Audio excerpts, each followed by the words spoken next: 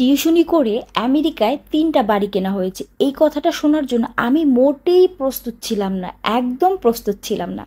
সকালে ঘুম থেকে উঠে দেখছি আমার পুরো নিউজ জুড়ে শুধু একটা নিউজই ভাসছে, বাংলাদেশে থেকে টিউশনি করে সেই টাকা দিয়ে আমেরিকার মতো জায়গায় ৩টা বাড়ি কেনা হয়েছে।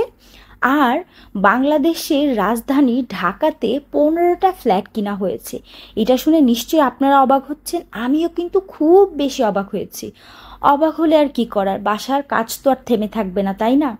তো অবাক হয়ে ভাবতে ভাবতেই আমি কিচেনে চলে গেলাম, যে দেখি ফ্রিজে কিংফিশ অর্থাৎ বাংলাদেশে যেটাকে সুরমা মাছ বলা হয় সেই মাছটা আছে।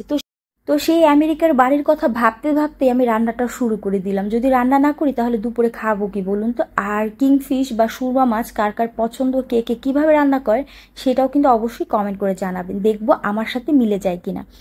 যাই হোক, তো যেটা বলছিলাম, আমাদের সাবেক মন্ত্রী জুনায়েদ আহমেদ পলক স্যারের বা সাহেবের স্ত্রী কণিকা ভাবি, সে নাকি টিউশনি করে সেই টাকা দিয়ে আমেরিকার মতো জায়গায় 3টা বাড়ি আর ঢাকার মতো জায়গায় 15টা ফ্ল্যাট কিনেছে শুধুমাত্র টিউশনি করে। ভাই, টিউশনি তো আমিও জীবনে করেছি। সেই টিউশনির টাকা দিয়ে শাড়ি চুড়ি কসমেটিক কিনতে কিনতে কিন্তু আমার টাকা শেষ হয়ে যেত।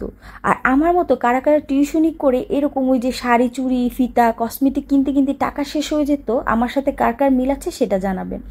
আর কারা কারা টিউশনির টাকা দিয়ে আমেরিকা, কানাডা, লন্ডনে, দুবাইতে ফ্ল্যাট, বিলাসবহুল বাড়ি বা ভিলা কিনেছেন সেটাও কিন্তু জানাবেন। তো এটা মনে হয় আমাদের সোনার বাংলাদেশ বা স্বাধীন বাংলাদেশই সম্ভব, তা আমি জানি না, মানে আমার মনে হচ্ছে। আমি কথাটা শোনার পরে শুধু অবাকই হয়ে যাচ্ছি।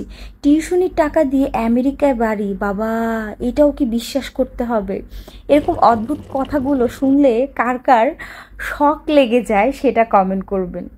যাই হোক ভাই, সেসব কথা বাদ দিই, কারণ আমার তো আর টিউশনি করে আমেরিকায় বাড়ি কেনার সামর্থ্য কখনো হবে না। তাই আমি আর কি করব, কিংফিশ দিয়ে গরম গরম ভাত দিয়ে খেয়ে নিই। তো আজকের ভিডিওটা এতটুকুই, আজকে বিদায় নিচ্ছি, আল্লাহ হাফেজ।